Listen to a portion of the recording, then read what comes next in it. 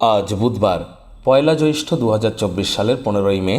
মেষ রাশি মেষ লগ্ন এরিস সাইনের জাতক জাতিকাদের আজকের দিনটি কিন্তু এক প্রকার বেশ কাটতে চলেছে।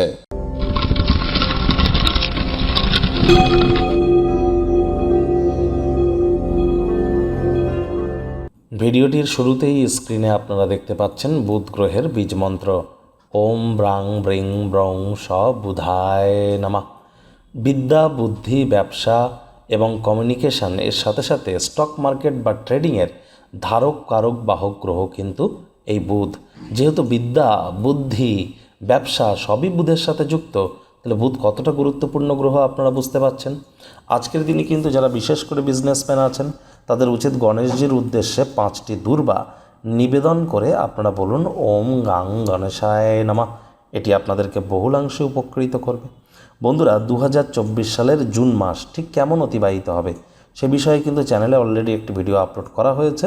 সময় সুযোগ বুঝে দেখে বা শুনে নিতে ভুলবেন না। আই বাটনে আমরা লিঙ্ক দিয়ে দেব। ভাগ্য মিটার আজ আপনাদের বলছে 7 আউট অফ 10 ভাগ্য আপনাদের অনুকূলেই থাকবে। অর্থ, প্রেম, দাম্পত্য এই কয়েকটি ব্যাপারে আপনাদেরকে একটু সাবধানতা অবলম্বন করেই চলতে হবে। আজ আপনাদের কায়িক পরিশ্রম হলেও শরীর মনে সতেজতা এবং তরতাজাই আপনারা অনুভব করবেন।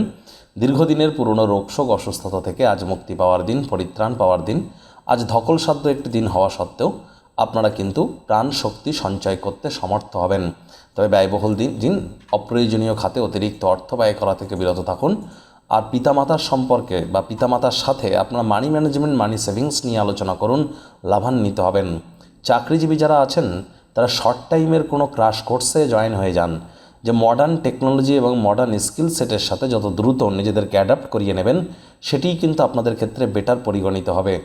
আর যারা অ্যাডমিনিস্ট্রেটিভ লেভেলে আছেন, আর্টিফিশিয়াল ইন্টেলিজেন্স এবং সার্চ ইঞ্জিন অপটিমাইজেশন, ডিজিটালাইজেশনের সাথে আপনাদেরকে খুব দ্রুত কিন্তু অ্যাডাপ্ট করিয়ে নিতে হবে। আজ যারা শিক্ষার্থী বিদ্যার্থী আছেন তাদের পড়াশোনায় মনোযোগ আরও বৃদ্ধি করতে হবে। উচ্চশিক্ষার জন্য যারা বিদেশ যাত্রার কথা ভাবছিলেন, ভাগ্যদেবী আজ আপনাদের পক্ষে নেই। আজ আপনাদের সন্তান সন্ততি থেকে থাকলে তাদের এদিকে কঠোর সজাগ দৃষ্টি বজায় রাখুন। অসৎ সঙ্গে কিন্তু চলেই যেতে পারে। চোখে চোখ রেখে খুব ইজিলি মিথ্যে কথাও কিন্তু বলে দিতে পারে। প্রেমিক প্রেমিকা, স্বামী স্ত্রী রূঢ় বাক্যের প্রয়োগ, অশ্লীল ব্যবহার যেন করবেন না।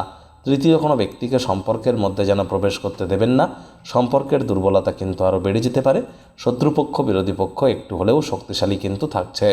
পরিবার, পরিজন, নিকটে স্থানীয় ব্যক্তিবর্গ, বন্ধু স্বজন কারোর উপরেই জোর করে নিজের মতামতকে জাহির করলেই কিন্তু ক্ষতি। গৃহের কোনো মুলতবি থাকা কর্ম সম্পূর্ণ করার জন্য অনুকূল একটি দিন। পরিবার পরিজনেদের বোঝান যে আপনি তাদের ভালোবাসেন, কেয়ার করেন, পরোয়া করেন। আজ শত্রুপক্ষ, বিরোধী পক্ষ খুব একটি শক্তিশালী থাকছে না।